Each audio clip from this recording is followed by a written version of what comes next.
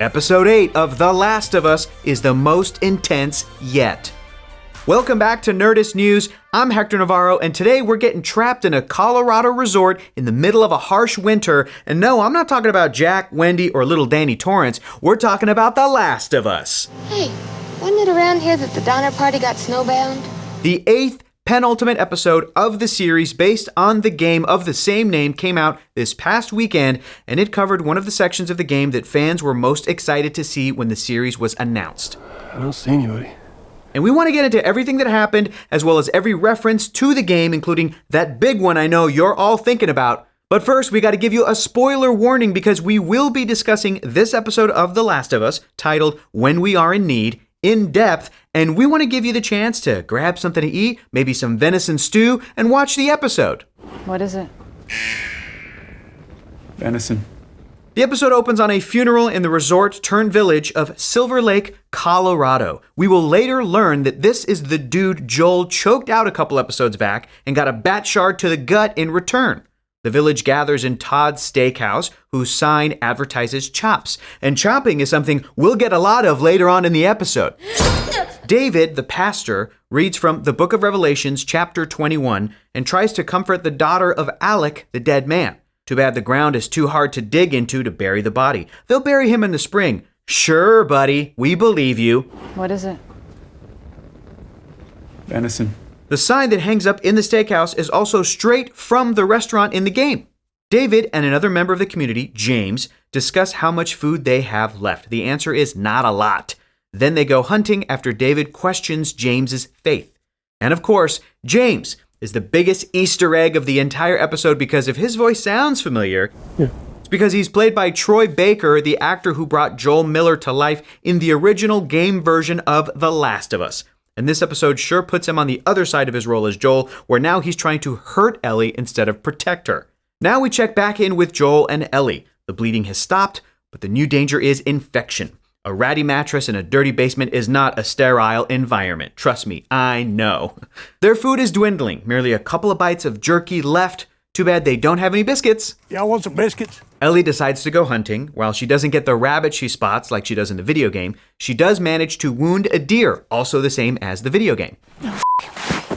In the behind the episode featurette, game creator Neil Druckmann said that this portion, where Ellie is forced to survive on her own, is the part of the story that inspired him to make the game in the first place. But when she runs into David and James, it becomes a standoff. She can't carry that whole deer by herself, so she makes a trade, penicillin for the deer. Buddy boy can go get it. While they wait for James to make the 4-mile round trip, David makes a fire and they have a chat. This scene is a shortening of what happens in the game. The show chooses to play with the emotions and fear Ellie has of humans instead of them battling the infected, truly exploring what it means to be The Last of Us. In the official podcast, the show's creators reveal that all the trust built between them by fighting off infected in the game needed to come through in this shortened conversation, where David pretends to be a little self-effacing. Ellie becomes interested in his story enough to open the door to trusting him. David thinks he's found a kindred spirit, but he'll later find out that he was wrong. When Ellie asks if he's some sort of cult leader, he reveals he's a preacher who became a believer after the world ended, leading his flock out to Colorado after the Pittsburgh QZ was destroyed by the fight between Fedra and the Fireflies. The Pittsburgh QZ in the game was replaced by Kansas City in the show, so it was cool to get a reference to Pittsburgh here. But seriously. Also, want to point out that David, in his previous life, said he was a teacher, which is incredibly gross. Fair enough. But then he reveals a sinister piece of knowledge. He knows who she is and that she's protecting Joel. When James sneaks back with a gun, David makes him give Ellie the medicine anyways, and she scampers off. He's got plans for her that we'll later see. In another scene from the game, Ellie then has to inject the meds into Joel, something I'm sure they didn't teach in that Fedra school. Joel, where the do I put this? Back in Silver Lake, Colorado, the congregation makes some stew with dwindling cans of tomatoes and a mystery meat. What is it? Venison. Yeah, sure, buddy. We saw how you hesitated when you said it. You're feeding that woman her husband. Don't think we don't know. The group waits for David to show up before they eat because that's a totally normal thing that someone who is not a cult leader would make them do. At least he brought back actual venison. Big one. When he slaps the young grieving girl who speaks out about wanting Joel and Ellie killed, we see David's true nature. His hitting and then trying to comfort her is classic abuser mentality, which we'll continue to see in the episode. He claims he is her true father, which again, cult leader move. He also gets the biggest portion of food. We notice that too. He enjoys the control that he exerts over the group.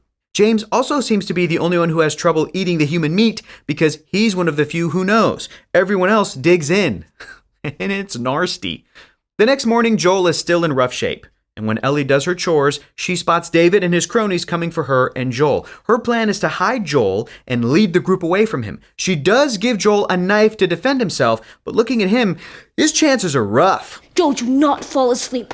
But during her distraction, James shoots her horse and Ellie definitely gets concussed. When James and the others want to kill her, David stops them and takes her back to Silver Lake. It's totally a mind trip to watch someone we know play Joel try to hurt Ellie instead of save her. And in the official show's podcast, host Troy Baker, along with showrunners Craig Mazin and Neil Druckmann, said that James recognized Ellie's potential to take his spot as second in command and was threatened by that. But David would not let James or the other men kill Ellie. And when one of the remaining men finds Joel's hiding spot, Papacito's survival instincts kick in. He manages to do a messed up version of Home Alone, luring his would-be killers in and taking them out instead. Ellie then wakes up in a cage. David says she's dangerous and he stopped the others from killing her. But I stopped them. Does he expect her to be grateful? He totally does, because that's all he's been getting from the people around him. He wants to take her in. And as Bella Ramsey, who plays Ellie, said in the episode featurette, really what he'd like is for her to be his little minion, his little wife. Once Ellie begins to realize that, the relationship becomes a lot more tense and a lot more scary and a lot more dangerous. Back with Joel, he's got two of the dudes tied up and he interrogates them brutally. This scene is straight from the game, and the way he goes about asking them for their answers to match up is a nice mirror to when he asked the lovely Wyoming couple the same thing. There he was cordial, whereas here he resorts to violence, torture, and murder in order to protect Ellie. He becomes the counterpoint to David, where David relishes this new world where he can be a violent person and enjoys the hurt that he puts people through. David incorrectly thinks, like many abusers do, that this is a form of love. Joel, on the other hand, commits violence to truly protect Ellie. And with Ellie having a violent heart as well, as David points out, which path will Ellie choose? Then she discovers the whole eating people thing. Kind of a buzzkill. Don't worry, Mom. I know all about cannibalism. I saw it on TV. David swears he would have told Ellie because, he's so trustworthy. Can we just take a moment also to shout out Scott Shepard, who did an excellent job bringing David to life in a terrifying way. I mean, this entire show has stellar acting talent. So each episode, nicely done, really great. David pulls the whole classic villain, "We aren't so different, you and I," speech to Ellie, but she's not having it. Ow! She breaks his fingers in an escape attempt, and we see David's true pettiness come out. He wants to hurt her now. Let's see what I go tell the others now.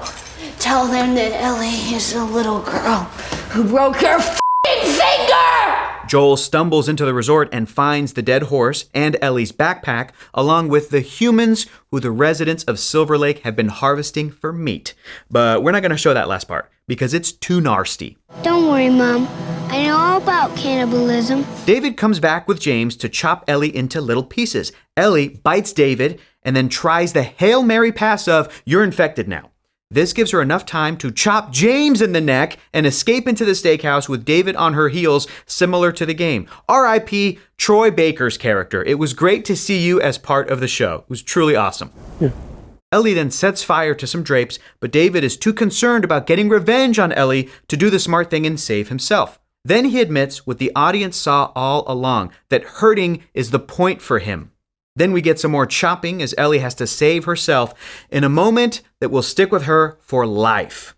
Even though the show made it seem like Joel would arrive in the nick of time to rescue her, her salvation was in her own hands. Ellie stumbles into Joel outside and they limp off, leaving Silver Lake, Colorado behind them. As Joel hugs Ellie, we see his broken watch, his gift from Sarah, very prominently. The official podcast also points out that this is the first time that Joel refers to Ellie as baby girl. what he also called his daughter Sarah. Maybe the first time he said that in 20 plus years. And there ends another intense episode of The Last of Us, but there's still one episode left. And while we got cameos through the season from actors who played these characters in the video game, including Troy Baker in this episode, we've been waiting to see Ashley Johnson, who played Ellie in the game, show up. Well, the teaser for the next week gave us the briefest glimpse of her, and we cannot wait to see how the series wraps up and how it compares to the game next week. But in the meantime, what do you folks think? How weird was it to watch Troy Baker try to kill Ellie? It was dark. Are you excited to see Ashley Johnson next week? Let us know down in the comments below. Thank you so much for watching, and for the latest and greatest in the world of pop culture, stay tuned to Nerdist.com.